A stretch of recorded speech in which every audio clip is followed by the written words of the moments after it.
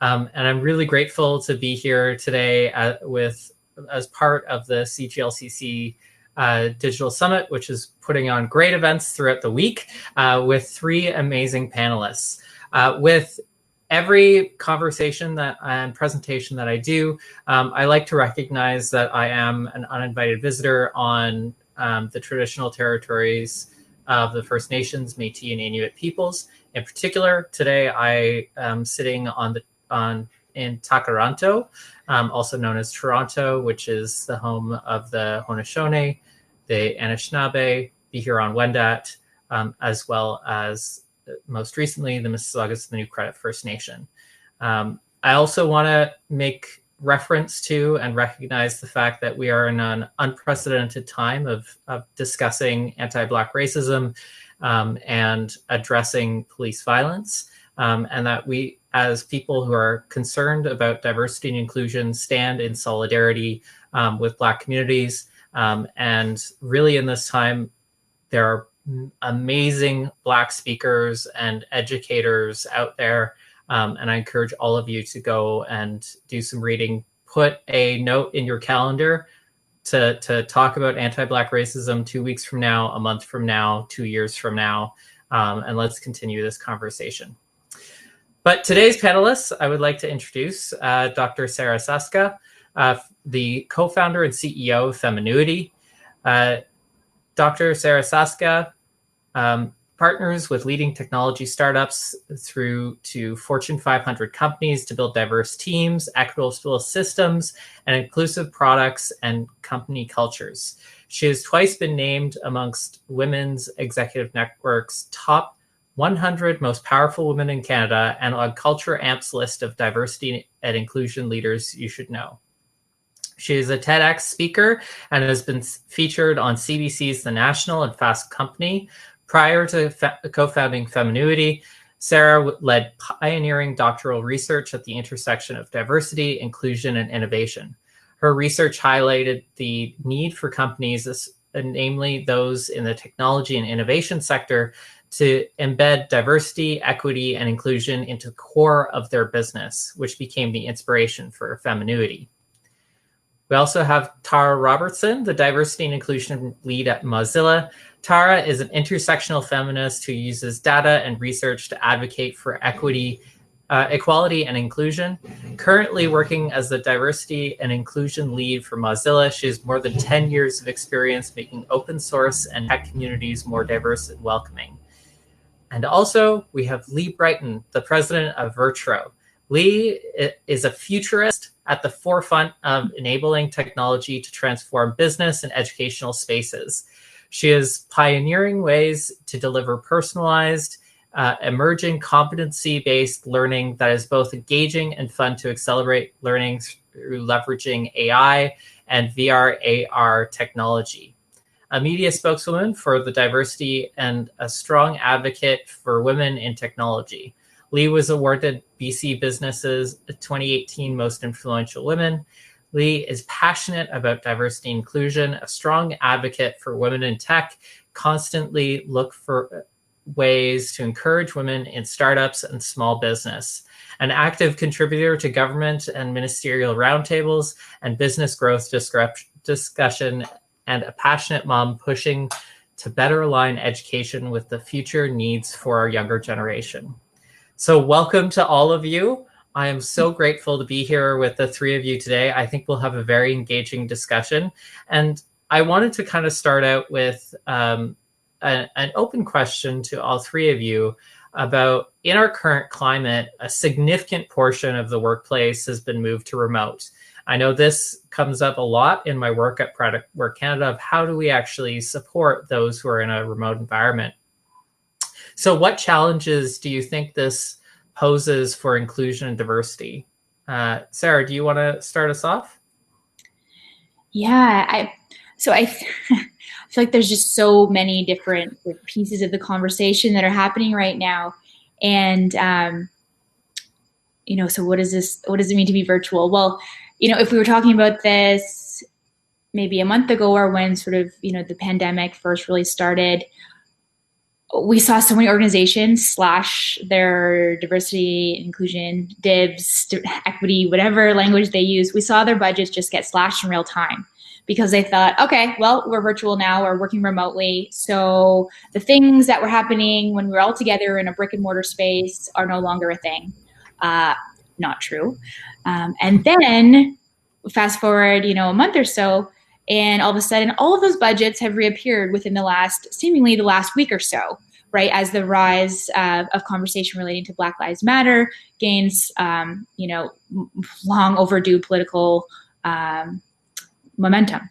So it's been a wild ride, right? Because a lot of organizations went from, this is a nice to have, this is extra, it doesn't matter, we don't need to think about these things now, we're like remote and working virtually, to now, oh heck, we need to think about these things, and we need to think about them with the added layer of complexity as it relates to working remotely too. So it's just ripe for all of the conversations right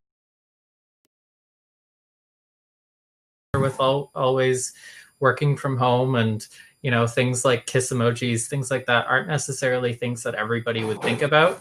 One thing that our team is doing for us to connect is we have a what is a moment that you savored in the last week is our question that we have for our staff. So we think of one thing that was positive that we could think about, that we could share with the team, and that's helped a lot.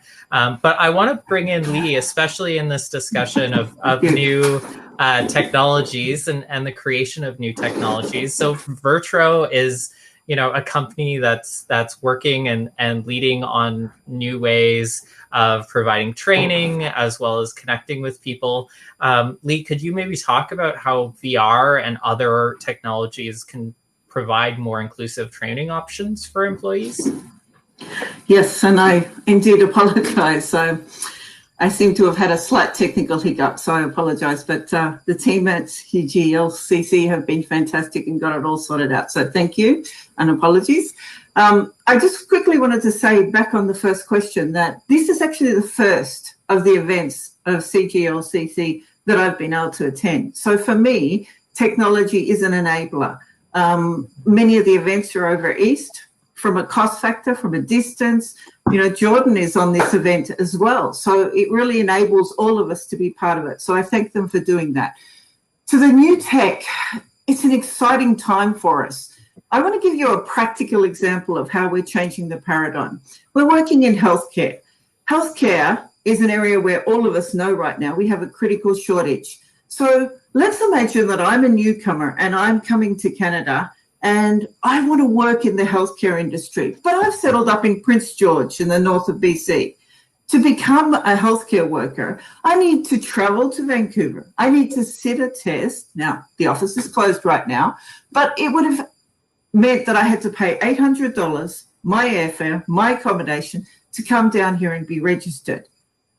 For a job that maybe gets me $25 to $30 an hour, I'm likely to take a janitorial role that just gives me exactly the same thing because my children, my family need me to be there.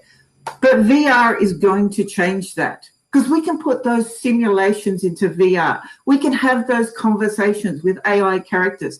And that technology is here today. So now I can do my training in Prince George.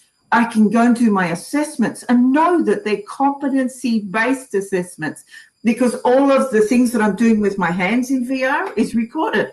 All of my voice is recorded. So now people all over Canada can actually do these assessments and use the skills that they have. And for me, that's really, this is where we're at. Yes, COVID's been a hiccup and the assessment things are shut down, but this shouldn't be a showstopper for us. We are leading the forefront in Canada in this technology. And it's an exciting time, and it should be inclusive of everyone. One follow-up for you on that is, are there any things that you think people should keep in mind when they're looking at things with VR in regards of inclusion and diversity? Because it challenges. So as we know, racism, homophobia, transphobia, they follow people wherever they go. And so are there any things that you think could be set up in VR to help protect against some of that? So I'm always one that sees things as an opportunity. So let me flip that around. One of the things that we want to do inside of the training is have that for a newcomer or a person be their first experience to someone that might be different to them. Now, let that sink in, okay? So you're coming to Canada from a country where maybe you haven't had a female boss. Maybe you haven't had, there's all manner of things you maybe haven't had. But let's let you have that first experience of interacting with that as a character in VR. Because if you're going to show any shock or reaction, for goodness sake, let it be inside of VR, where the only thing is you and a headset, not a real person in front of you who's feeling that stare, that gaze, that shock, that surprise, that annoyance. I don't care what the emotion is. Let it be to an AI character who, quite frankly, couldn't care less. But that can be a method, a means. So in every VR experience we create, we're always looking, okay, what other characters do we need to put in here? And it's across the board type of thing we're thinking. How can we get that education, that training, that whatever it needs about humanity to be inside of a space where we protect the people that most need protecting? That's great. So it sounds like we can actually address and reduce certain microaggressions by having it in a virtual space.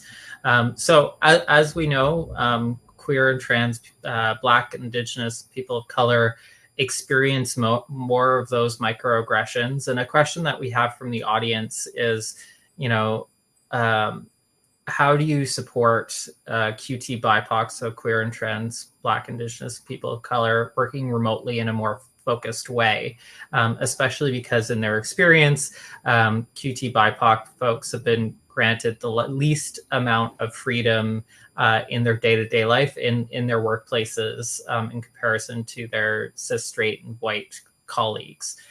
So is there anybody who would like to comment on how do we support queer and trans BIPOC folks working remotely?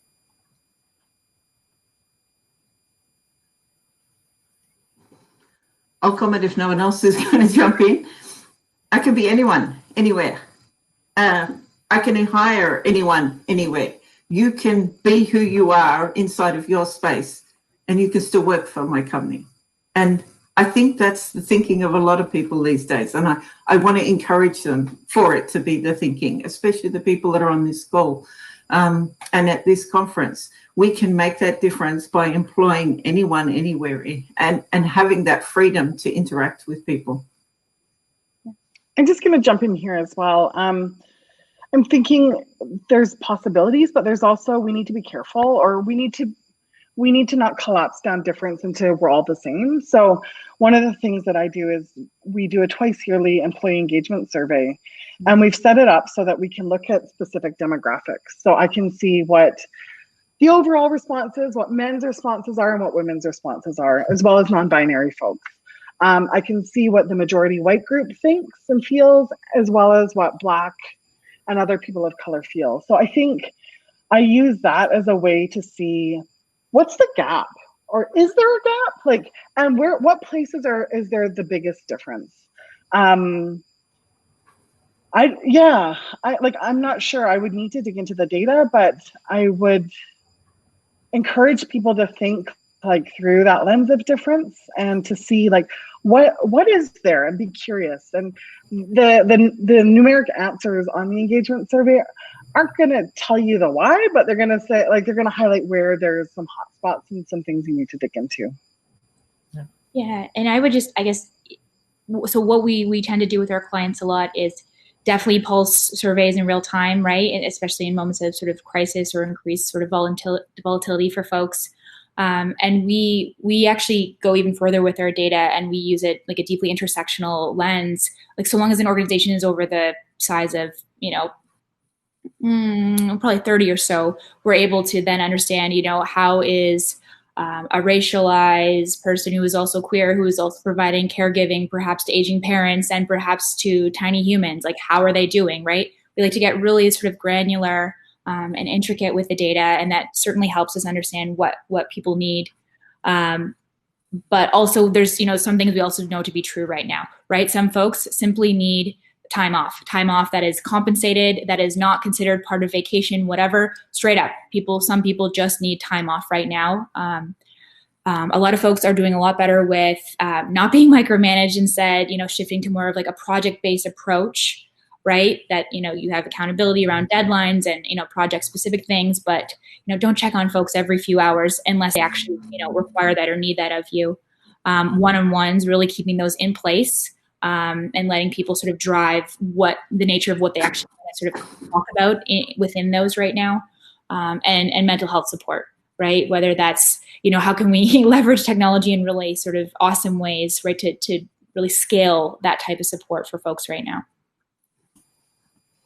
Yeah, so for instance, one large tech company I know has an EAP program provider where the employee can go straight to the provider, and they have an LGBTQ specific program that their supervisor doesn't even need to know about. And so it's providing access in a way that previously people who had to go through their supervisor, then directly through somebody in HR, may experience discrimination. But the two things that I'm kind of hearing and pulling out from this is one is that we need to have good data. And I think a lot of employers don't necessarily have data to that extent. They might have, this is the number of, people of color employees we have. This is the number of Indigenous employees. LGBTQ might be recorded, but probably only as a checkbox, and those numbers aren't necessarily correlated. So, so those are two of the, I'm hearing that, as well as kind of the need to provide people space in this new digital format, giving them time, giving them energy, which is important. And one of the other questions that's kind of come up is, how do we address ageism in this space? And there's definitely an assumption that that younger people who are digital natives, so that term means they've grown up on the internet, grown up with that ability. Not everybody has that same level of knowledge and access, and ageism definitely comes into play in how we treat folks in the workplace, and how others who might be more used to certain technologies treat others who aren't. So I wondered if anybody wanted to comment on, how do we address ageism? How do we make sure that everybody is actually also on a level playing field within an inclusion diversity framework? At a high level, we've been having a lot of conversations with our clients generally about Protec Bias and how is that showing up, right? Because especially those in the technology and innovation ecosystem, it's really easy to just sort of jump over the idea that everyone is cool and comfortable with this, and that necessarily translates to the home environment. So, having your IT folks or extra support people to actually learn how to use some of these new tools, right? Like a crash course, right? Sometimes we need to go sort of beyond that. And also to I think Tara's point around the kissy emojis, right? Like there's just so many different ways that people communicate now. So one of the conversations we've been having a lot right now is the appropriate, not using AAVE or BVE as it relates to emojis and caricatures and different things that we share digitally. And for folks who don't know what those acronyms mean, I should break that down. So African American Vernacular English or Black Vernacular English. So for example, if I, as a white woman, were to share an emoji of, I don't know, Will Smith from Fresh Prince of Bel-Air dancing or something within a chat, we need to have conversations around this, right? How we're using these types of tools as we communicate with this remote sort of setup. Some people liken this to a form of digital blackface as an example, right? But these are not, conversations that everyone sort of is aware of. So the banner around Protec Bias, I think, is a really important conversation for all organizations to have. I just posted in the chat the Teen Vogue article about digital blackface for folks who want to comment. So any other thoughts on how do we address ageism in this space? I'll jump in, being probably one of the people in that ageism conversation. I think it's giving people an opportunity and a space to learn. I can think of it in other contexts where, we've gone out of our way to look for people. I can talk about it in the newcomer space where we went out of our way to look for a person that needed an opportunity, as many of you would know if you've been a newcomer, and it often happens to females, and you're likely, if you've been here for over 2 years and you haven't got a job in the field that you're a specialist in, you're unlikely ever to work in that space again. So we went out of our way to look for a person that fitted that criteria. We can't do it through normal advertising. So we actually went out through all of the networks and all of the channels that I had and said, I'm looking for someone interesting like this. Does anyone know anyone who needs that opportunity? Now, when we talked that person in there, it didn't mean, they hadn't worked for 2 years. So they'd lost a lot of their self-confidence. So it took some time to nurture and bring that person back up to speed. But, I've saved on recruitment fees, so I can invest in that person. And we were planning to anyhow. So we invested, and over the 2 months, we nurtured that person back to where now they're a completely different person than when they came and joined us. They have their confidence back, and it's growing every day. And, it's one of those diamonds in the rough scenarios. This is an absolutely wonderful, wonderful person. And I couldn't think of anyone that, we would rather have in that position. But it took us looking a little bit outside the norm and the context of how, and making an investment. But, that's what companies do. And we're talking a lot about corporates. I'm from the small business space. We don't always have the luxuries of doing that. But, most of the employers in Canada are actually in the small business space. So we need to look at ways that we can help and encourage and support them. Ways where we can look at, okay, take the risk on someone. Yeah, it might be a risk, but it's very likely if you can skill them and give them back. Sometimes it's not even the skill, it's the confidence. If you can give them back that confidence and show them how that the skills they have in this industry are very valuable if you move across to, translate it a bit into another industry and have that conversation and give them the freedom to grow, it's a huge opportunity. And I think we have to look at things more like, how can we create that space in our business? And I'm in a startup, so, that's the tough all, small business, right through to the corporate space.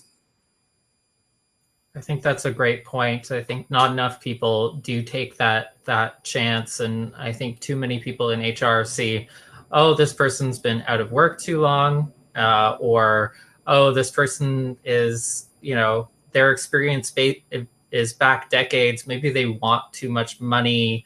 Actually sitting down and having those conversations and making sure that you're connecting with people and not following into those ageist assumptions, I think is what I'm hearing and what is really important. So Sarah, I wanted to ask you, could you elaborate on things that you see as the new normal in the kind of world that we're currently working in? Yeah, I feel like we're in such a fluid sort of moment that we haven't even necessarily landed on what that will look like. And instead, it's more that we need to kind of continue to disrupt what we ever thought to be true in the first place. And we just, we may never be going back to certain things. So I love so much of what you're talking about, because I think it just creates so many new sort of possibilities. And I see so many sort of utilities for the work that you're doing for organizations to really scale their DEI practices, especially if they're just launching them for the first time while also being remote. I think that's really cool. Well, I think in this political climate, accessibility is a big piece that still has, fallen under the radar for many folks, but now it's perhaps in our faces more than it's ever been. A lot of our clients who are definitely in the tech and innovation ecosystem and perhaps are being thoughtful about accessibility for their constituents, their customers, and so forth, they sort of forgot to think about their employees and in terms of accessibility for them like on the platforms, on the co-working tools, and the different new modes of engagement. So I'm glad to see that conversation much more centered perhaps than it's ever been before. Also allowing so many new folks into the workforce in a way that perhaps was impossible before, because this sort of idea that we only as an organization can work in person. I think that's a good one that we've sort of really, contested and are really challenging in interesting ways right now too. Yeah, I think that's pretty huge, especially as somebody who comes from the disability community. I think the disability community has been saying for a long time that we could work remotely, and finally, at least we're being listened to, which is important. So I want to switch over to Tara. You've talked to me quite a bit before about how Mozilla's staff or Mozilla kind of works in a way that integrates, intersectionality into everything that you do. Could you speak about how you've been using technology to reduce marginalization instead of increasing already existing inequalities? Because I think the data of the Mozilla staff and how diverse your staff are really kind of speaks to the fact that you've been doing that. Yeah, so the question I always ask myself when doing this work, and in any situation actually, is like, who's included and who's not included? And I think we just released our external diversity disclosure for last year a couple of weeks ago, and we've made a lot of progress in increasing the number of women in technical roles, which is a challenge in tech. And we've been much less successful in increasing the number of underrepresented minority staff in the US. So those are people who are Black, Latinx, Indigenous, Pacific Islander, or Native Hawaiian. And like, I think that the data helps us be honest. So I think we try, and this is something we're very much thinking about. And the last week, we've been having a lot of really honest conversations internally about where we can do better and how we do better. Like, it's good to our CEO spoke out about anti-Black racism in the US, and that statement and those words are really powerful. And it's the action that follows them up that is really critical. So I think asking that question, like who's included and who isn't. So for me, it's looking at Black, Indigenous, and other people of color, especially women of color, and especially trans people of color, and especially people with disabilities who are also people of color, and being like, do I see those people here? And if not, why not? I think around accessibility, there's stuff around keyboard accessibility and making sure all the documents that we produce internally to run our business are accessible. Ensuring that we're putting alt text on images so that visually impaired people can access that information. There's so many infographics that are around right now that don't have alt text. So that means that we're making a choice that excludes people there. And having interpreters or live captions for presentations. So that's something that we push for, and then push to have it on our main stage at our all hands so that everyone can benefit from that. Kind of taking a universal design for learning approach there.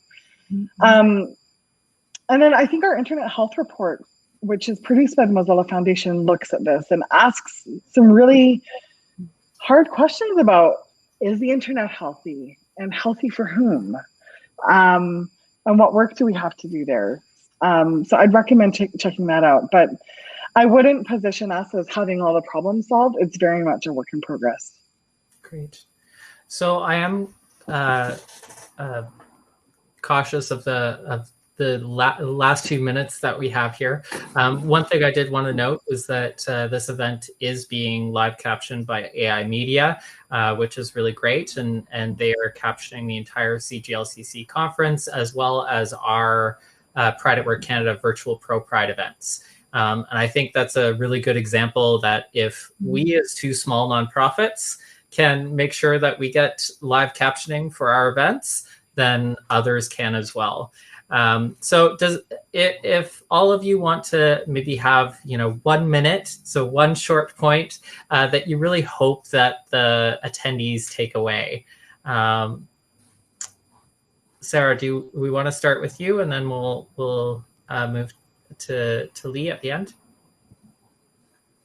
The thing that's really top of mind for me is the sort of rush of organizations who are now quick to want to do anti-racism training, or all of a sudden launch their inaugural D&I strategy or initiative or whatever it might be. This is not a one-time deal. This is a long-term game. So if someone, all of these practitioners are just overwhelmed right now, and so if they don't go back to you in a couple of days, don't just scrap the project. Understand that this is a long-term commitment, and any good sort of practitioners or firms in the space are going to hold you accountable to that, right? That they're not going to do a one-off training, that they expect this to be tied to something much broader, much deeper, a real investment. Great. Tara? I'll chime in again. My question about who's in the room and who isn't included. And if it's a physical or a virtual room, doesn't matter.